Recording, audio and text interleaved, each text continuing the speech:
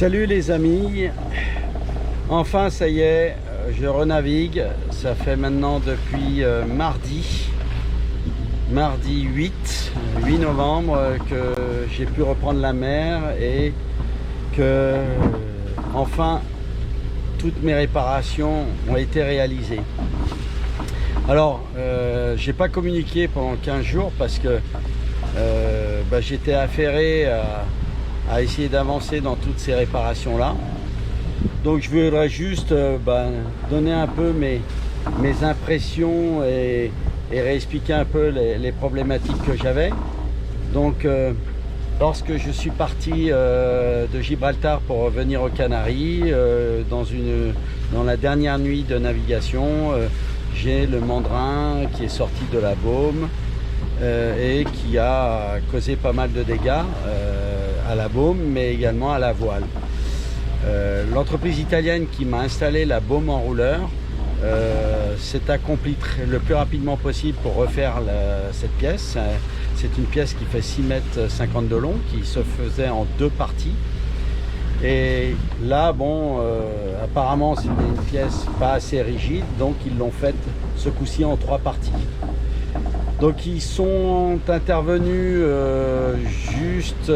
là, je devais tout recevoir le week-end juste avant le 1er novembre, donc le samedi 29 par exemple.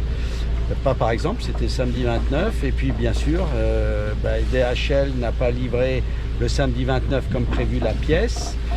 Le technicien de l'entreprise italienne est arrivé le dimanche et il a fallu qu'on attende le mercredi, puisque le mardi était férié en Espagne, le mercredi pour enfin recevoir la pièce, le mercredi 2 novembre. Donc là, l'installateur italien est intervenu d'abord sur mon mât, puisque mon mât avait le rail du mât avait 2 impacts.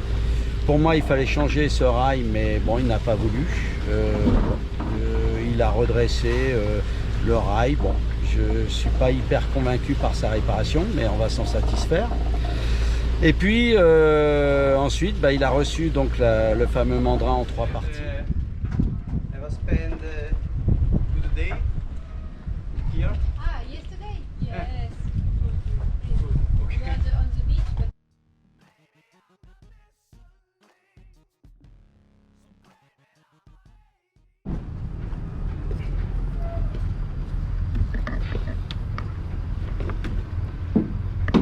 c'est pas mal finalement de voir que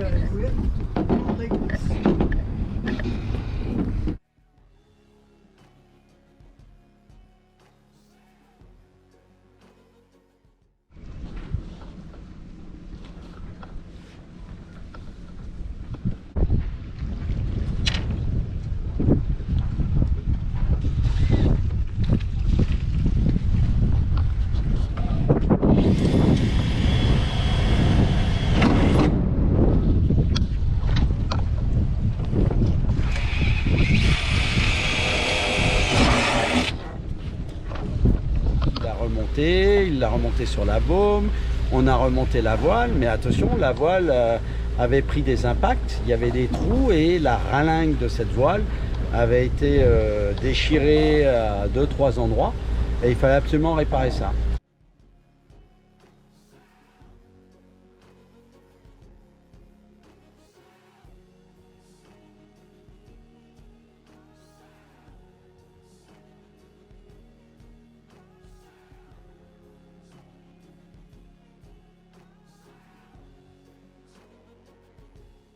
Donc bien sûr, l'entreprise italienne n'a pas voulu s'en occuper et ils n'ont pas fait les démarches pour trouver une fabrique, un voileux pour pouvoir faire ça. Donc il a fallu que je me débrouille.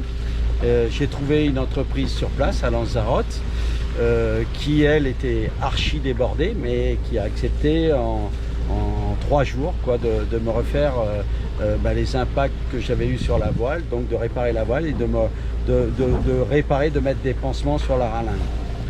Voilà, donc j'ai pu donc officiellement repartir le mardi 8 novembre de la plage de Papagayo de Lanzarote pour venir dans un premier temps sur une première crique au sud de Fuerteventura.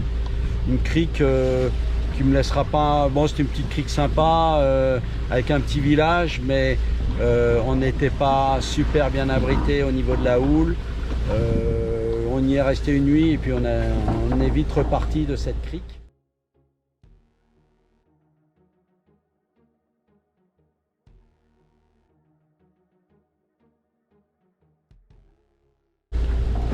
Pour venir dans une deuxième crique encore à l'extrême sud de Fuerteventura. Et là, ce matin, on est reparti.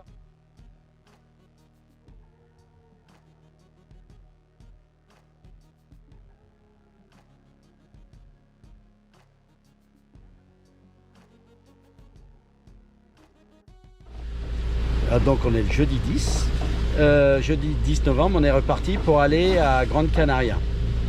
Alors, Grande Canaria, on va aller à Las Palmas. J'ai besoin, j'ai d'autres déboires sur le bateau, malheureusement. C'est que quand quelque chose est réparé d'un côté, il y a d'autres choses qui tombent en panne de l'autre. Mais je crois que ça, c'est le quotidien d'une balade en bateau. Donc voilà, alors les autres déboires, c'est mon groupe électrogène. J'ai la courroie de pompe eau de mer qui s'est lissée, qui n'a pas cassé, mais qui s'est lissée. Il y a des crans sur cette courroie. Et puis bien sûr, qui n'entraînait plus la pompe eau de mer. Donc il faut que j'essaye de trouver une courroie pour remplacer celle défectueuse. Et puis, alors là, je suis beaucoup plus ennuyé. C'est mon désalinisateur. Alors le désalinisateur, il tombe en panne. Il monte plus en pression. Je sais pas ce qui se passe. J'y suis resté une journée à essayer de trouver le problème. J'ai testé plein de choses et je comprends pas. Je comprends pas. Bon, il va falloir que je sollicite le fabricant et voir s'ils n'ont pas un intermédiaire ou une entreprise qui représente leurs produits aux Canaries. Pour que j'arrive à résoudre ce problème-là, parce que là, par contre, c'est quand même très ennuyeux. Alors, ça me permet aussi de pouvoir m'exprimer par rapport à l'installation de mon bateau. Vous savez, je vous ai présenté mon bateau, je vous ai montré un peu comment il était équipé. Et il y a, sur certaines choses, je pense, j'ai pas assez insisté. Alors déjà, ce que je voulais vous dire, c'est que, et vous le savez, c'est que mon bateau est équipé de panneaux photovoltaïques. J'ai 2 panneaux de 400 watts qui me permettent de recharger mon parc de batterie du bateau. Alors mon parc de batterie, il y a une batterie de 110 volts pour une batterie moteur qui sert également pour le groupe électrogène. Ensuite, j'ai 4 batteries de service qui font chacune 160 ampères, donc j'ai 640 ampères de batterie de service. Et ensuite, j'ai 2 batteries pour le guindeau et le propulseur d'étrave, qui sont, elles, qui sont reliées de telle manière qu'elles développent 24 volts. Le reste, on est en 12 volts, mais il y a juste ces batteries où on est en 24 volts. J'ai bien sûr un convertisseur qui me permet, lorsque j'ai besoin des prises électriques, c'est le convertisseur qui refabrique de l'électricité en 220 en partant des batteries. Et tout ça marche superbement bien. Aucun problème, ça va vraiment, c'est génial. On fait tout. On fait marcher le micro-ondes, on fait marcher le Vorwerk. Ma femme fait beaucoup de petits plats donc avec le Vorwerk. On fait tourner le grille-pain, on fait marcher le sèche-cheveux. Et objectivement, je n'ai pas de souci d'autonomie et de fonctionnement avec mon parc de batterie et avec le convertisseur. Alors malgré ça, quand même, on a, dès qu'il ne fait pas beau, forcément mes batteries ne se chargent pas correctement, et là je suis obligé de m'appuyer avec le groupe électrogène pour recharger mon parc de batterie. Et un autre aspect important, c'est qu'on est dans des périodes où les journées sont relativement courtes. Donc la période d'ensoleillement est beaucoup plus restreinte. Et là aussi, cela fait qu'on a un dérapage des charges de batterie on va dire de 100% à 70%, 65-60% au fil des jours, parce qu'on n'arrive pas à ressourcer correctement du fait des journées beaucoup plus courtes. Donc c'est là où le groupe électrogène a son importance, et c'est pour ça que j'en ai besoin également. Voilà, ça je voulais quand même bien vous l'exprimer, que vous sachiez un peu comment je suis équipé à ce niveau-là. Dernier point, j'ai une personne qui a trouvé ma table du cockpit bien. Alors je suppose que c'est quelqu'un qui doit avoir un bateau, qui doit peut-être même avoir un Hans. Et effectivement, c'est une table où on a fait pas mal de modifications, où on a rajouté des rallonges. Et je voulais la montrer de façon un peu plus explicite pour cette personne. Je lui ai promis qu'il puisse un peu mieux la voir, et je vais vous la montrer en la déployant et en montrant comment c'est fait. Voilà. Donc voilà, ma table de cockpit. Ma table de cockpit est là. Donc je la relève de part et d'autre. J'ai des crans, vous allez voir par en dessous. Voilà mon système, comment il est fait par en dessous avec des crans. Et mon système des rallonges, comment c'est fait. Voilà.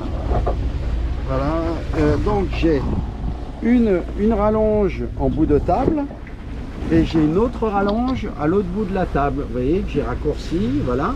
Ce qui nous permet de pouvoir avoir 3 à 4 places sur chaque côté, donc de part et d'autre.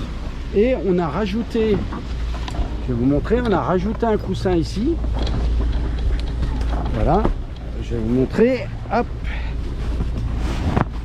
voilà, on a rajouté un coussin ici pour que on puisse vraiment se mettre tous autour de la table, et on peut être jusqu'à 10 personnes. Alors, on est un peu serré, mais à 10 personnes ça tient. Voilà, donc je remontre la table à cette personne qui voulait voir comment c'était fait. Donc les plateaux ont été faits par une entreprise, ça se trouve assez facilement. Là c'est à Montpellier, une entreprise qui nous a fait les plateaux, et ensuite on les a adaptés au système qui était déjà existant. Voilà, donc là j'ai fait un peu un laïus sur tout ce qui me venait. Le dernier point que je voulais quand même vous dire, c'est que donc on était à Lanzarote, on était entre le port de Rubicon, donc la marina Rubicon, et la marina Calero. Alors un conseil, n'essayez pas d'aller à Rubicon, c'est assez scandaleux. Vous êtes en difficulté, c'est impossible de rentrer dans le port, ils ne vous laissent pas rentrer. Vous devez déposer quelqu'un, c'est même pas la peine. Alors, ils vous disent d'aller mouiller, de venir en annexe, mais vous pouvez pas du tout accéder au port, c'est du n'importe quoi. Alors sous prétexte qu'ils sont débordés, sous prétexte donc on a été obligé d'aller à la marina Calero, mais qui elle pour le coup est une marina très sympa, très sympa. Des gens hyper accueillants qui trouvent toujours une solution pour une escale technique, toujours avec plein de restaurants, une marina vraiment très sympa, très agréable. Donc tous ceux qui viennent aux Canaries en voilier, je vous suggère vraiment, n'allez pas à Rubicon parce que déjà vous ne pourrez pas y aller, et surtout c'est pas très accueillant en plus. Mais allez vraiment à Calero, je trouve que vraiment c'est une marina super sympa. Voilà, c'était le conseil du jour.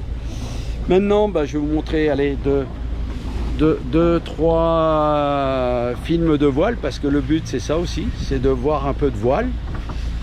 Et puis je fais une grosse bise à tout le monde.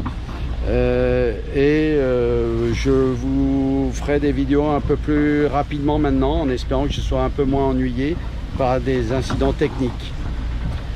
À très bientôt.